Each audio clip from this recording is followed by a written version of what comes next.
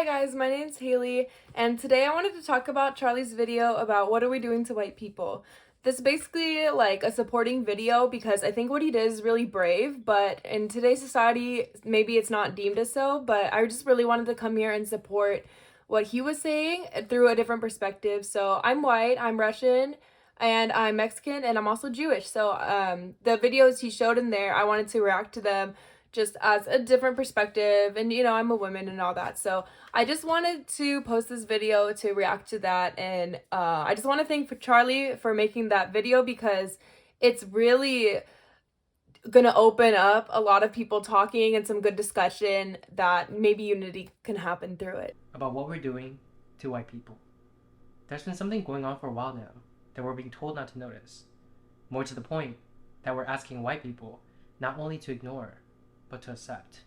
The rising tide of racial hatred against white people. Back then, saying something offhanded about white people were seen as not appropriate, just as it would be to say something offhanded about people of any other race. In today's society, it has become somewhat fashionable to think things and say things about and to white people that would not be acceptable if it was said about any other race. And we're being taught that this double standard is not wrong, that it is rather a form of empowerment. They'll attribute negative experiences that they've had with white people to their whiteness. You had an argument in line at the grocery store with a white person?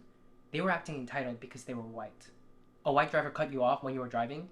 They need to check their white privilege. I love that he just said that right now because, of course, when somebody's at the grocery store and if they do cut you in line, that doesn't have anything to do with their whiteness, as he is saying. It just has to deal with they are just entitled people, or they didn't know. Honestly, benefit of the doubt is really important as well when you want to be kind to people and treat people with respect. So it's always good to keep those things in mind. So I really like that he said that because it is a big issue where people are pointing fingers and attaching people's internal character to the color of their skin. And to me, that sounds like he said in the video later on, it's just backwards. You shouldn't judge anybody based on their skin.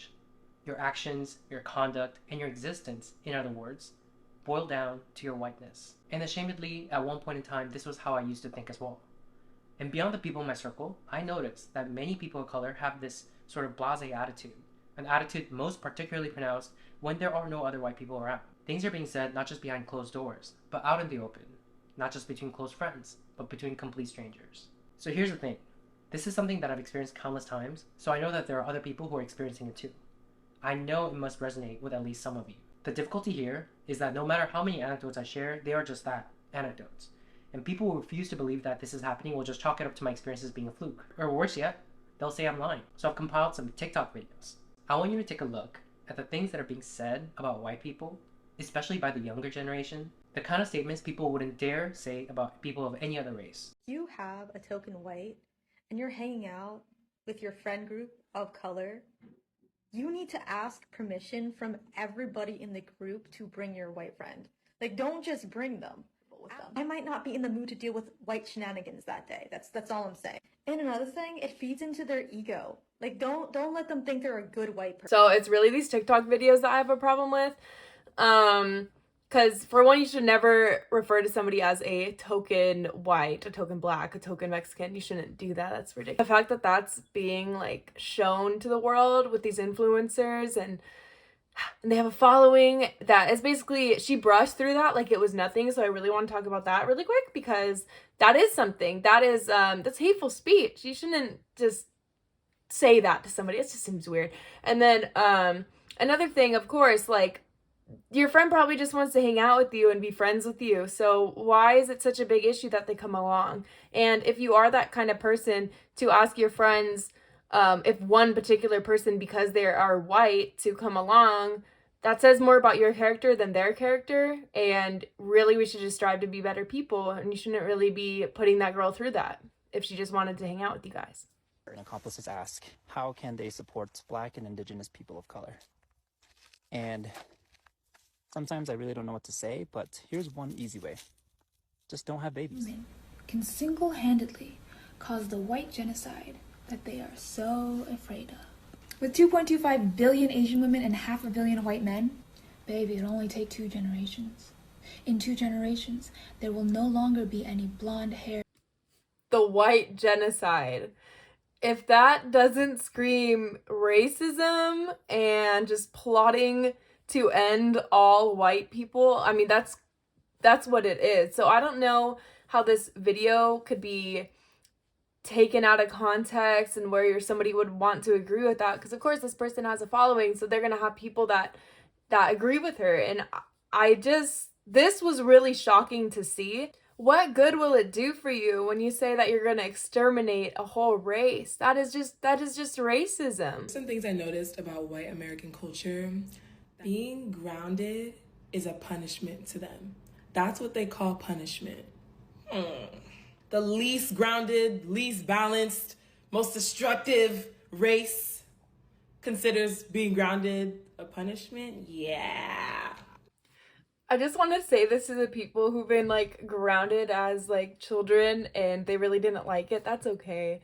It's okay to talk about these things with people, and there is a bunch of negative effects to like being grounded, and you have like the social isolation, and then of course like you don't really learn from your behavior because you're just told to stay in your room, and then the next time you want to go out. So honestly, being grounded is a punishment, and it does suck. So don't let somebody take away your personal experience, even if other people might deem it as really small. I just wanted to say that because maybe somebody feels dumb for being upset that they got grounded before and it affected them. Things affect people differently, and just because somebody is just being really rude and telling you that your opinion doesn't matter, I'm here to tell you that your opinion on things does matter. And then when we work through the pain that we've been through our lives, big or small, it'll make you just a better person to help other people. So it's okay to talk about things that others might seem as little if it helps you.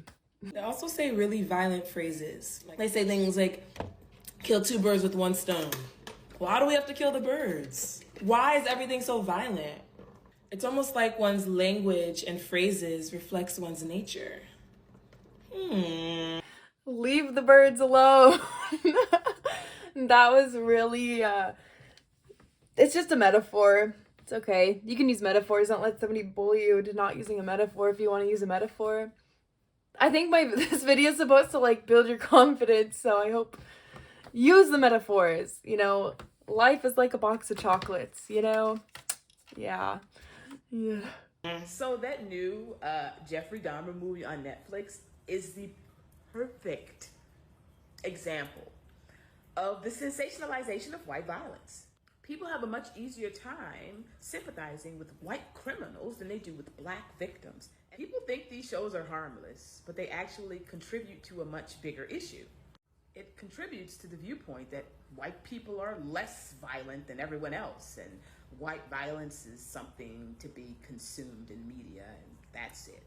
So actually, with this video, I do agree with it, because that Jeffrey Dahmer series, I found it to be extremely toxic, not only to the victims and their families, but just making just an obsession for, just murder. So people that are just kind of fantasizing about him and making videos about him, glorifying him, I think that just has to do with like bad human nature. I don't think that has to do with like a particular race, because I've seen a bunch of different like races of people just kind of making videos about Jeffrey Dahmer and how they find him attractive. But so for this video, I do agree, because it kind of does teach people that like, oh, there's a white handsome man and he's been killing people, and he's targeting them by race as well as by gender. So he was targeting people. So I don't think that's just an idol that we should be idolizing at all. What is with Caucasian people and like their inability to like read a fucking room? Like, y'all act like you don't understand shit, because y'all be the first ones during a conversation about the Holocaust to get so mad when black people be like, you do realize that the original Jewish people were black, right? White people do not need to explain to anybody about us all bleeding red, because baby, you all are the people that need to learn that lesson.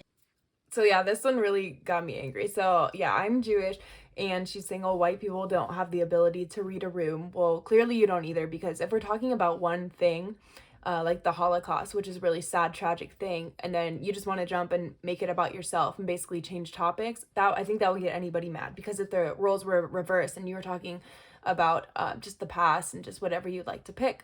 And then somebody changes subjects rather abruptly and say, well, actually, it was people like me that were more oppressed than you. It's just like this whole oppression game that we shouldn't be playing. I think if somebody wants to talk about something, let them finish. And then if you would like to talk about a different topic, then yeah, as a good friend, you know, they would talk about it with you as well. But just to cut somebody off and just talk about your own thing, that would get people mad. And when she said about the whole bleeding red thing, maybe this is controversial, but I believe that. So we shouldn't compare tragedies. We should just like accept them, move on from them, do the best we can, never to like repeat something like that. So I don't know. It just seems like the whole back and forth, it just gets nobody anywhere. So we just need to learn how to be more respectful. And clearly, history shows that you all are the people that like to pillage and eradicate, enslave and oppress, attempt to suppress greatness because you all simply don't have it. Also, if anybody ever comes up to you and say, you all, and summing you into a group of people, it's best probably not to continue that conversation with them, because I don't think they're going to change their minds. And it's just better for yourself and your own mentality to just be like, okay, you know what, this is it. Because sometimes it is too much back and forth and it is really taxing. I think people need to worry about their mental health so then they can do better things in the world. So yeah, if somebody is talking to you as if you're not a person, you're just a number, just a color, then it would probably just be best to not continue that conversation with them. There are plenty of respectful debates. It would be nice to change somebody's opinion if you believe it's right, but it's really not our job to change somebody's opinion, but it is our job, I think, to give off insights. So if you could tell somebody isn't being receptive towards insights, then that's the time to call it quits. But if you could tell, like, when you're talking, somebody is wanting to get more insight, wanting to just actually learn your side of the story and like your experience, your thoughts and ideas, that's the best way to communicate. And it's, yeah, people that do stuff like how she's saying, that's like a really big red flag to maybe just cut the conversation and just work on changing whatever topic it is that you would like to change in the world with somebody else or a different organization, just because this is not going to get you anywhere. Right? Here go y'all cum goblins who don't even live in the fucking city. Which, by the way, the Q-tip people are the last ones to ever talk about somebody stealing anything. Y'all wouldn't be in this country had it not been for y'all stealing it. So y'all are more focused on people looting and trying to get necessities and things that they need. And yes, a TV is a fucking necessity thing.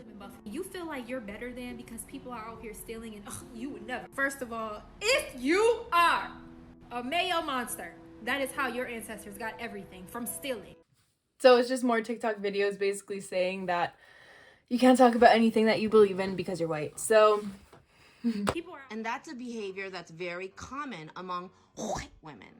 You may have not intended that, but there are many white women who act exactly like you. I don't know what the point of that video was. Maybe she had to get something off of her chest. What caucasity looks like. Roaming Asian grocery stores like it's an amusement park. So this one kind of got under my skin because these people are just grocery shopping and then they're being filmed, and she's saying it in a different narrative, because most people that go to a grocery store and don't buy something, it's not because they just think it's some sort of amusement park. They just didn't find what they wanted to find. Nobody's like clapping at the groceries like, woo! Like, people don't do that at the groceries. What part makes it an amusement park? Is it just the line at the end? That's the only similarity I can see. So people, maybe they're not Asian because the video, they're not Asian. They're just like, oh, these people are making a mockery of us. No, they just want to buy food. Like, can you not accept that? Why are we gatekeeping a store? I don't know. Not good. We're both white women. We are inherently a danger in spaces for Black, Indigenous, and other people of color simply by existing. It's white cis men who are a part of the far right-winged ideology of fascism. That is a true threat and the terrorism to this country. If BIPOCs stand in the street and scream at the top of their lungs, I hate all white people, I want all white people to go die, die white devil, you cracker bitch, That's still not racism. You're not one of the good white people.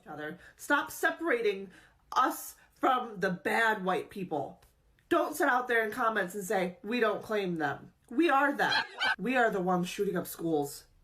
We are the ones raping people, the ones enslaving people. Okay, so actually these TikToks from like these other white people is what I see a lot on the internet, and it's weird. It's like shaming yourself is good because that's what you deserve. It's like, please don't. Like, there's nothing more, I don't know, cringy than just being like, how she was saying, like, I do this to people, I do okay, like, go to jail. Like, I don't do that, and I'm white. People are inherently racist. Yeah. Can you be racist against white people? Based off of the definition of racism, yes, but it's not gonna hurt them and hurt their opportunities like it does people of color. While technically you can, it's not like an issue. You can't oppress the oppressor. It helps you sleep at night. I'm racist to white people and I'm proud of it. I'm racist to white people and I'm proud of it. I'm ugly and I'm proud. Louder! I'm ugly and I'm proud. Louder! I'm ugly and I'm proud. I am ugly and I'm proud. I'm ugly and I'm proud. Is that what he calls it? If you're really proud of it, put it on your college application. Be proud, yes. People look at that and chalk it up to the grumblings of the powerless. That's the idea that when you have a power disparity, the less powerful sort of has this general society given leeway to complain about the more powerful. The villagers complaining about their king doesn't have the same ring as the king making snide and crude comments about the villagers. But that's not what's going on here. Because although certain segments of our society refuse to believe this, even as evidence mount before our very eyes, in one side of the political aisle, people of color actually have greater power than white people. That is the truth that is not being acknowledged by the people that need to hear it, because this gets in the way of them wielding that power in the way they want, malignantly. So as far as who has more power, if it's like minorities or if it's white people, that I can't speak on, because honestly I'm really not in that kind of I'm not a politician, basically, is what I'm trying to say. So I don't know if a lot of people even really do. But what he's trying to get at, just so it's not lost in translation, is there's been some things going on with white people where it's like the public is almost like celebrating white people losing their jobs and white people like losing this and this, even if they have seniority and all that. So it's just, it is strange, because nobody should be like almost like celebrating anybody losing their job. Minneapolis local government agreeing to a contract with the teachers union that says white teachers must be fired first. New York City's government enacting a policy of having white seniors go to the back of the line on life-saving COVID treatment. A college professor that says white people should be killed and facing no repercussions. Cornell University banning white people from rock climbing lessons. One of many, many, many instances of liberal colleges doing the utmost to exclude and ostracize white students. That people of color are using our newfound power to act this way and then pretend like none of this is going on leads me to believe that we would have done the same thing that white people did were we to be in their historical position. Because such acts have its roots in human nature, not white people nature. And one can only imagine what might happen in the coming decades when the demographics of the US will have shifted such that white people will no longer constitute the majority, when the younger generation you've just seen have graduated from elite schools and hold positions of power in our institutions, our government, corporations, entertainment, news media, and so forth, how they might, in wielding the levers of society, be able to rationalize, using their adult brain, the hatred that was embedded in their minds during their adolescence. What we're seeing is just the beginning. To the white people who are watching, I just want to say, you are not an oppressor for refusing to accept an ideology that teaches people to hate you, that teaches you that you are inherently bad, that your children are inherently bad, that you are inherently racist no matter what you do or how you think, that you need to repent by taking affirmative steps in your life to redress harms that your ancestors may have done, or the racist actions of other white people. In fact, you are not an oppressor, period. You did not choose to be born white, just like any of us did not choose to be born in our race, to give your life in service of people of color, to be used as physical barriers at protests, to give away your house to black people instead of your children, all actual things that have been publicly demanded of white people. To ask this of you is morally reprehensible collective punishment. You are not under any obligation to carry yourself in any sort of way that others demand of you just because of the color of your skin. He said it better than I could ever say it, but yes, once again, it has nothing to do with your skin. It just has to do with your character as an individual, and you shouldn't be forced into something that you don't want to do. If you would rather focus on things like nutrition, so like the food industry has really big issues going on right now, and they're like hiding chemicals they're putting in food and all that. And if you're interested in that, you should go for it, and you shouldn't feel bad because you're not pursuing somebody else's objective. You're not doing what they want you to do. There's plenty of people in the world to do what we want to do. So as long as you focus on that and you stay true to that and just don't let anybody kind of push you down and push you over for it, I mean, that's how we create change. We need a bunch of different people in a bunch of different areas. So just don't ever feel like because you're white and because people are telling you that you have to do this and you have to do that and you have to put your time towards that, it's best to get people who want to do that to do it. So if you would want to do something else, you go ahead and do something else and make the change there, and start with nutrition, or start with like the captivity of animals if you're into that. Like just start somewhere else. And then the people who do want to talk about race and all that stuff, they're plenty around and they have strong opinions. It's better to have somebody fighting for a cause with a strong opinion than somebody kind of just being sheeped in, because then they're not going to know what to say. So whatever your strength is, use it to change the world around you. It doesn't have to be something that you're not well versed in, because not everybody's well versed in everything. I'm not. So just focus on what you can do as a person, as an individual, as your own person, not as a white person, not as a color. There are other more plausible explanations to be had that these same people are silencing as impermissible hate speech. They're telling you, shut up, you'll take it, and you'll like it. But contrary to what they're saying, you don't have to take that. You can believe that the things that have been done in the past were morally wrong, as well you should, all the while believing that what is currently going on is also wrong, that we're going backwards, that this is history rhyming with itself. The table is turning in an eye for an eye manner. As the great Mahatma Gandhi once said, an eye for an eye will leave the whole world blind. To some people of color watching who are engaging in this sort of hatred, whether or not you're acutely aware, the same people that act like white people as a collective are not people, but rather some pernicious alien force that has come to invade the earth. With this video, I implore you to ask yourself, what are we doing to white people? That was the end of his video. I think it was really well said, way better than I could ever say it. And I just want people to stop worrying so much about what other people are telling you what to do. Hopefully you guys can just live a better life and just work on what you have the ability to work on. You just work on yourself, and then also just be respectful towards other people, and there really shouldn't be a problem in your life. And if people are coming at you a backwards way, that's not your fault, that's not your problem. So as long as you're strong enough to know that, and then you get through it, and then as long as you have some good like support with you, and to get good support you have to be a good support. So it's really just spreading kindness around people and just not letting all this negativity affect you. So